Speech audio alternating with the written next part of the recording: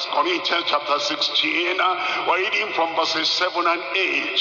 It says in verse 7, but I will not see you now by the way, but I trust in the Lord, but I trust, all things being equal, but I trust with the grace of God and the promises of God, but I trust to tarry a while with you, if the Lord permits, if the Lord permits, if the Lord permits.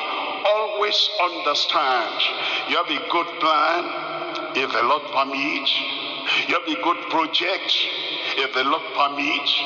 And you have a good aspiration, if the Lord permits. You have a good goal, you're a goal getter. Yet you must always say, if the Lord permits.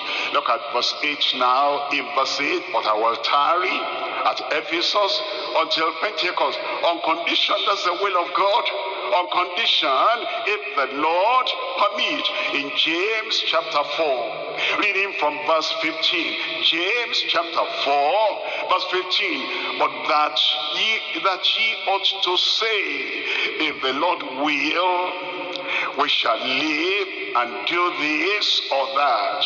You will always say, if the Lord will, if the Lord permit, I want to follow this career. I want to travel to that place. I want to send my children overseas. I want to get this for my boy. I want to get this for my daughter. I want to relocate and build a house in a suburb.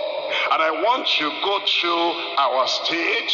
I want to go and settle down. If the Lord permits, everything we plan, everything we want to do, all the projects we want to face, you will say, we shall live and do this or that, if the Lord will. And then in verse 16, it tells us, but now you rejoice in your boastings. All such rejoicing is evil. All the bragging, I will do this, and you don't factor God into your equation.